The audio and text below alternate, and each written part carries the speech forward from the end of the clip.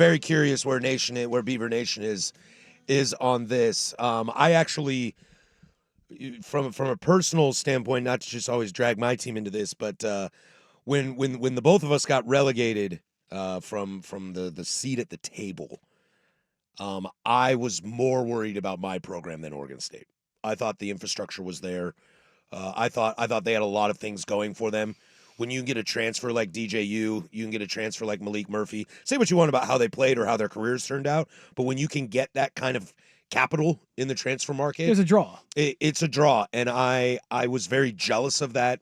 And I feel, as negative as this might sound, I feel very fortunate that I'm not having this conversation about my team, because this is tough. I'll read some text here. The reason Oregon State had so many troubles on special teams is because our starting long snapper, Dylan Black, was out with an unknown injury, and our backup long snapper is a freshman. Dylan in the game, Oregon State would not have troubles in special teams like they did on Saturday. That comes from the Orange O guy. And I agree, man, but I think he's actually a linebacker, the guy they're using at long snapper. I understand, but you had time to figure this out. The reality is the reality, unfortunate. I agree. The guy that's there, you're there. Special teams, mistakes. We're going to talk about this for the NFL tomorrow, of special teams miscues. It's just, it leaves and creates so many points on the field that it's okay to have a miss up. But when it's an absolute dumpster fire, you've got some really, really tough problems. I have a legitimate question. Given the new world of college football, is there a point where you say screw it and go all in on becoming the best baseball program in the country? When you're having that conversation, when you're asking those questions, I think,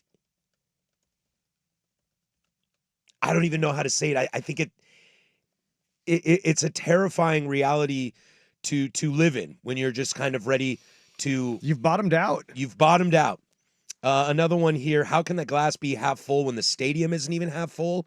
I heard Dirt and Sprague talk about that this morning. That is difficult. You got to get people in there. I know, I mean, that kind of highlights the feeling for everybody, though, right? Martin Stadium is a tough place to fill up, but Pullman is far. Pullman's far away from a big place. I can get to Corvallis in an hour and a half.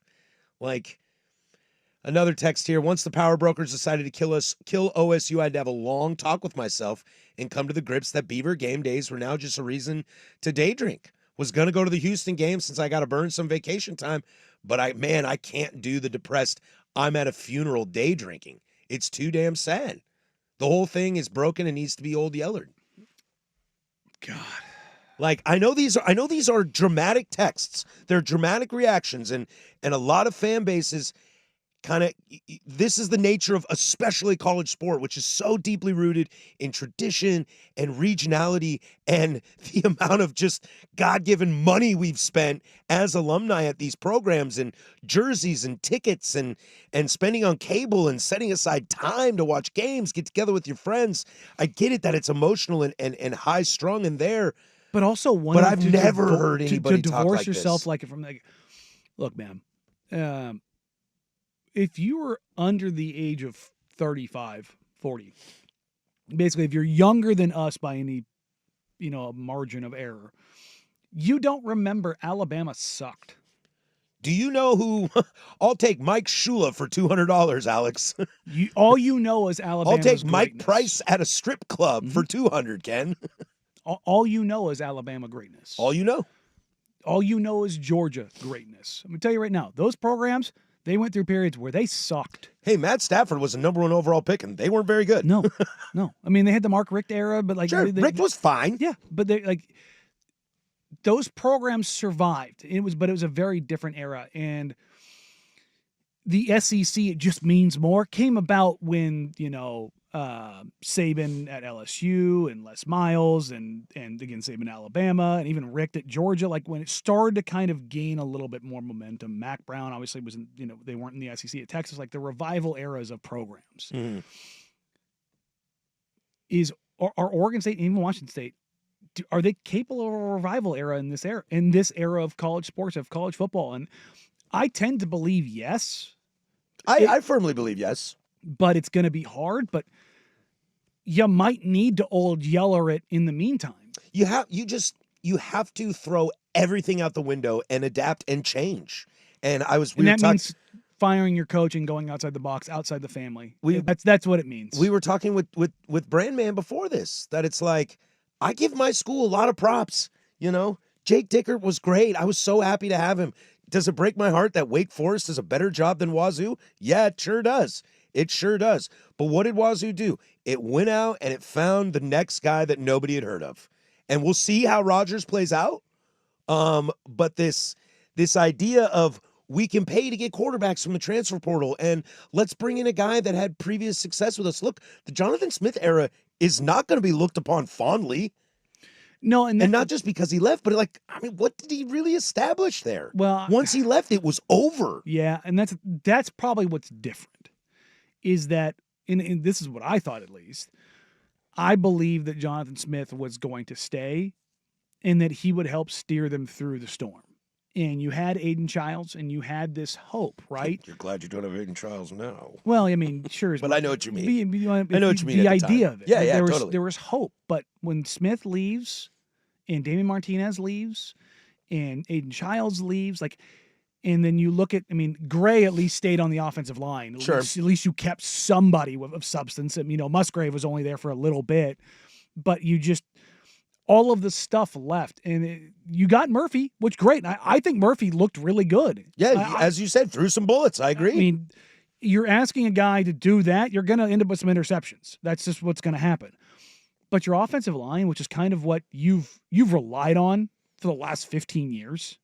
Like, go look at Oregon State players in the NFL. Go look what position they play. The vast majority of them are linemen. Mm-hmm. They've done well with it. And in a transfer portal world, you can kind of hang on to some of those guys easier. And they've got than the skill Kavanaugh, position. who might be the best offensive line coach in the country. Great mind. But you can only do so much with the clay you've got. And the clay that they're working with on the offensive line is not there. And defensively, Bray's supposed to be the guy. And remember, I brought up, Caleb Williams when USC went up to Oregon State and barely got out of there with the skin on their teeth. That was Bray being disruptive and doing it. But did he lose the juice, or does he not have the Jimmies and Joes anymore? Mm-hmm. Or is it both? But either way, if you were to hold a vote of confidence or no confidence in Trent Bray right now of the Oregon State community, I need a reason why.